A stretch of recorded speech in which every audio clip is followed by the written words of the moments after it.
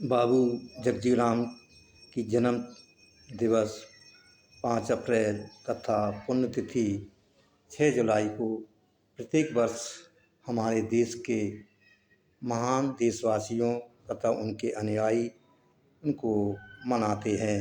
बाबू जगजीवन जी एक भारत के महान शख्सियत थे।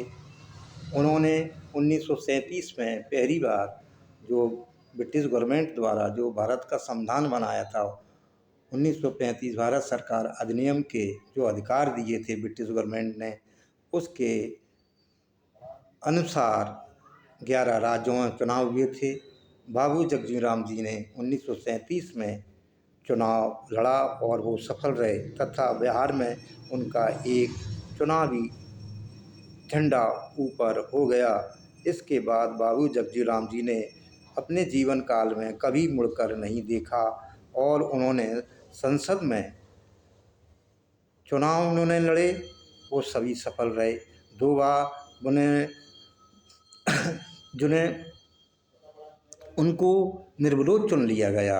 ये बाबू जगजीवन की महान शख्सियत थी। उनकी महान जनता के प्रति लगाव, जनता उनको बहुत ज़्यादा उन्हें प्यार लाड़ देती थी। इसलिए वो अपने निर्वाचित हुए गए और 50 वर्षों तक उनकी राजनीति का झंडा ऊंचा रहा।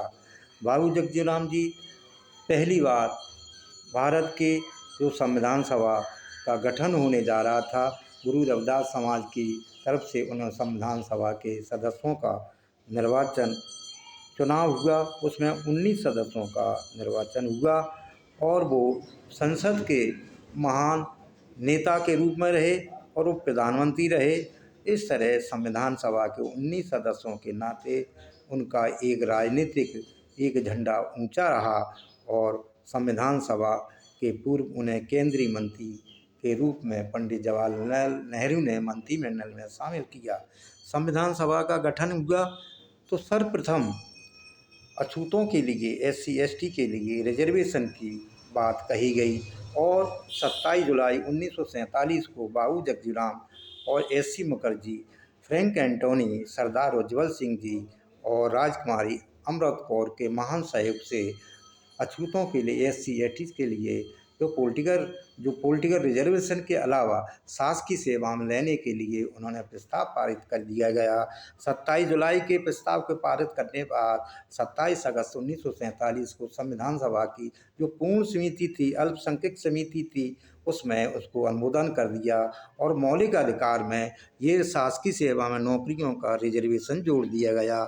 इसके अलावा इस 28 अगस्त को पॉलिटिकल रिजर्वेशन के संबंध में संविधान सभा में जो प्रस्ताव S नागप्पा द्वारा पेश किया गया और उसको संयुक्त निर्वाचन को उच्च स्तर पर उन्होंने बताया गया, पृथक निर्वाचन की बुराइयों को भी बताया गया, मगर हमारी मातृशक्ति, नारी शक्ति जो बेलाजी योधन थी, जो अछूत नेता थी, महान नेता थी संविधान सभा की, उन्होंने पृथक निर्वाचन की बात कही। संयुक्त निर्वाचन के विषय में उन्होंने कहा हमारे जो लोग होंगे संयुक्त निर्वाचन से जो आएंगे उनको खरीदा जाएगा और हमारा जो चुनाव होगा अन्य लोग तमाम उम्मीदवारों को उतारेंगे और धन बल पे हमें खरीद लेंगे। इससे हमारे समाज को भला होने वाला नहीं है। मगर S नागप्पा डटे रहे और बेलाजी भी डटी रहीं और इस दोनों रिजर्वेशन के संबंध में जो जयकर जी थे संविधान सभा के जो महान सदस्य थे और उन्होंने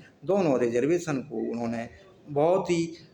उन्होंने स्वीकार नहीं किया और कहा ये आवश्यक बुराई है, मैं किसी भी आरक्षण को नहीं चाहता, परंतु साम्राज्यवाद ब्रिटिश शासन के जिसके कारण हमें जो आवश्यक बुराई को सहन करना पड़ रहा है। इस तरह से भारत में संविधान सभा में सर्वप्रथम अछूतों को आरक्षण देने के प्रस्ताव पारित किए गए। बाबू जगजीवन जी ने रेल मंत्री थे। उस समय ज़माने में अपने रेल मंत्रालय में और जो शासकीय सेवा में कर्मचारी थे उनके लिए भी रिजर्वेशन पारित कर दिया गया, परंतु मद्रास हाई कोर्ट में उनको उचित नहीं माना तथा इसकी अपील बाबू जगजीवन जी ने सुप्रीम कोर्ट नई दिल्ली में कराई, जिसमें उन्हें सफल हुए और 72 में और शासकीय सेवा के लिए नौकरी में आरक्षण की व्यवस्था कर दी गई। बाबूजी एक महान थे। उन्हें उप प्रधानमंत्री के पद पर रहते हुए उन्होंने देश के महान कार्य किया। उनके समय में पॉलिटिकल रिजर्वेशन हो, चाहे शासकीय जो भी रिजर्वेशन है नौकरियों में हो, उन्होंने एक मकान रूपी उन्होंने तैयार किया गया आरक्षण को, और वो बराबर अपने समय में उसको नुकसान नहीं पहुंचाने दिया। बाबू जगजीराम जी के महान इस योगदान के लिए मैं सभी आईएएस, आईपीएस, आईएफएस, आईआरएस तथा जिले के जज, न्यायाधीश, वकील साहब, एडवोकेट जितने भी लोग हैं, हाई कोर्ट के हैं, सुप्रीम कोर्ट के हैं, डिप्टी कलेक्टर हैं, और जितने राज्य प्रशासनिक अधिकारी हैं, डॉक्टर हैं, इंजीनियर हैं, प्रोफेसर हैं, कर्मचारी हैं, उनसे मेरा विशेष आपसे निवेदन है कि 27 जुलाई 1947, 27 अगस्त 1947 और 28 अगस्त में जो प्रस्ताव पारित किए गए हैं, उनको आप ज़रूर गूगल से निकालना चाहिए, पढ़ने चाहिए, पढ़ाने चाहिए। मेरा सभी से अनुरोध है, अपने स्मार्टफोन से इन डेटों में जो प्रस्ताव अछूतों के लिए SC/ST के पारित कराए हैं, जो संविधान सभा में बाबू जगजीराम जी के द्वारा तथा महान बेलाजी योधन S नागप्पा द्वारा जो प्रस्ताव पारित किए हैं, उनको हमें आवश्यक रूप से एक दस्तावेज के रूप में सत्य है, और ये उनको हमें पढ़ना चाहिए, पढ़ाना चाहिए।